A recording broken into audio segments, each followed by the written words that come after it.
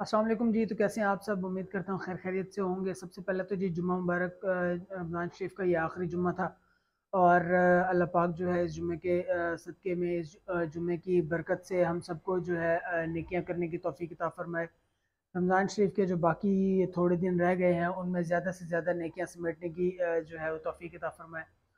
तो यार सबसे पहले तो माज़रत मैं इस बात से कर रहा हूँ कि रात जो अल जज़ीरा न्यूज़ की मैंने ख़बर एक वीडियो बनाई थी जिसपे वो फेक थी। मुझे एक्चुअली रात में एक सोर्स से मैसेज आया तो वो जो है एट दैट सडन था उस वक्त। इतनी जल्दी जल्दी वो सब हो रहा था तो इस वजह से मैंने उसको ज़्यादा कंफर्म नहीं किया और बाद में पता चला कि वो जो है इस तरह की कोई भी न्यूज़ अल जज़ीरा पे नहीं चली, ना उनके न्यूज़पेपर में, ना उनके कहीं भी चैनल वगैरह पे कहीं भी इस तरह की कोई न्यूज़ नहीं है। तो सबसे पहले तो उसके लिए माज़रत, इंशाल्लाह अल्लाह खैर करेगा। नेक्स्ट टाइम जो है मैं कोशिश करके कंफर्म करके न्यूज़ जो है वो अपलोड करूँगा। सेकेंडली यार आज मैं इस बारे में बात करना चाह रहा था। रमज़ान शरीफ का महीना है और जो लोग उम्रा करने गए हैं और जो है वहाँ पर जो उन्होंने इस तरह की ऊंची आवाज़ में जो है आवाज़ें कसना और इस तरह का जो काम किया, सबसे पहले तो वो गलत बात है।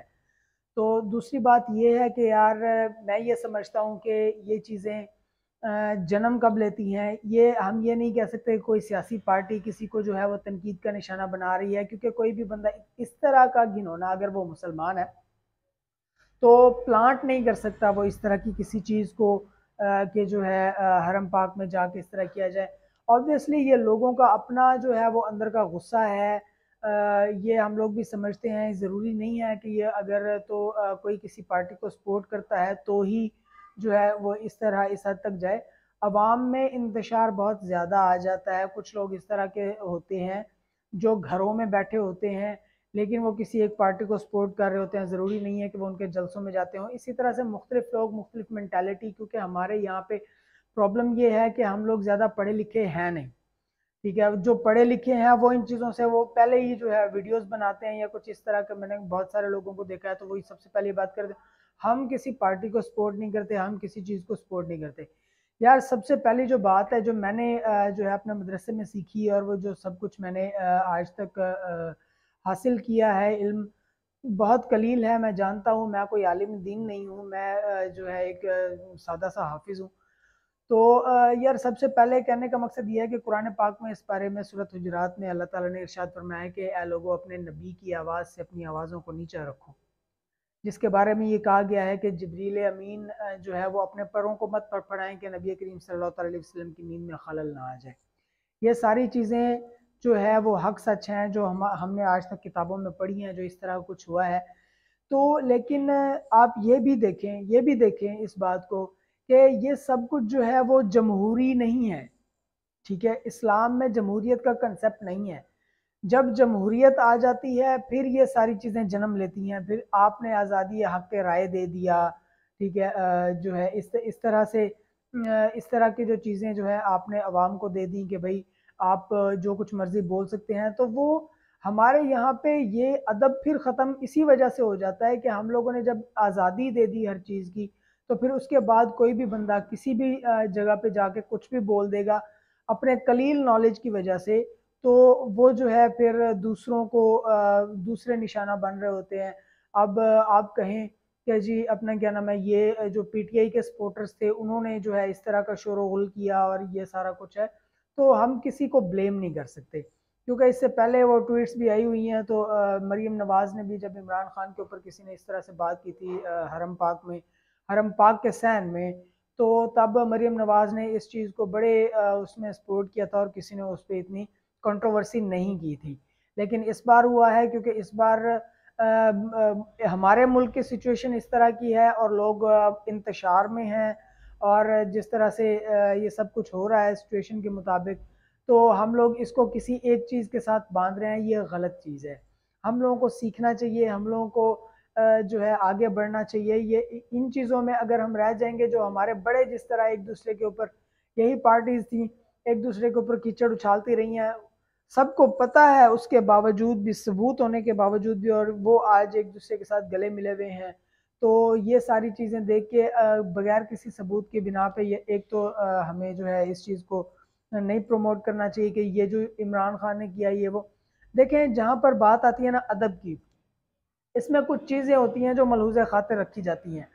नबी करीम सल्लल्लाहु ताला अलैहि वसल्लम को के बारे में ये इरशाद फरमाया गया कि कुरान पाक ने कह दिया कि आप उनके सामने ऊंची आवाज़ में बात ना करें। हज़रत उमर रज़ियल्लाहु ताला अन्हु ने ताइफ से आए हुए लोगों को कहा कि मस्जिद नबवी में खड़े होकर तुम ऊंची आवाज़ में बात कर रहे हो, अगर तुम मदीने से होते तो मैं तुम्हें सज़ा देता।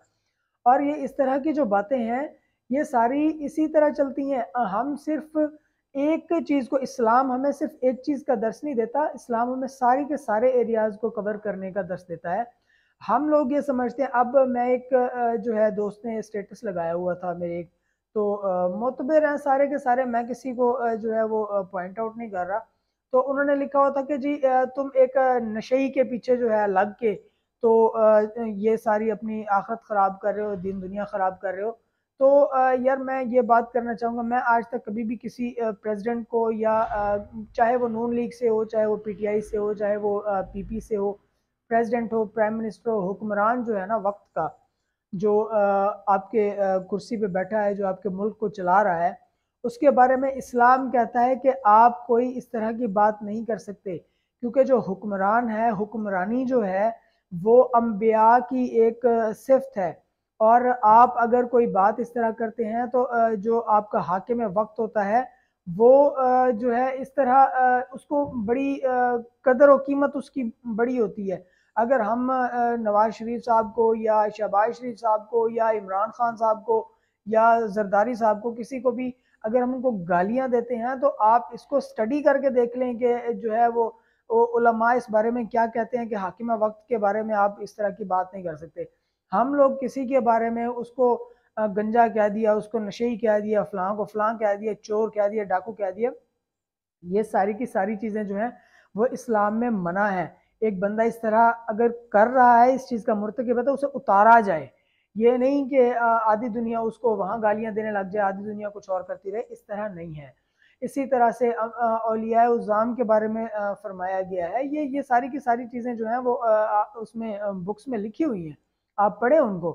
तो क्या नाम है, अम्बिया उनके बारे में लिखा गया है, औलिया के बारे में एक हदीस से पाक है कि नबी करीम सल्लल्लाहु अलैहि वसल्लम ने फरमाया कि मेरी उम्मत के औलिया जो होंगे वो बनी इसराइल के अम्बिया के बराबर होंगे। ठीक है, तो अब आप इसमें ये कहने लग जाएं कि आपने एक आम इंसान को जो है एक नबी के साथ तशबीह दे दी है। ये मैं नहीं कह रहा, इस तरह की अहादीस हैं।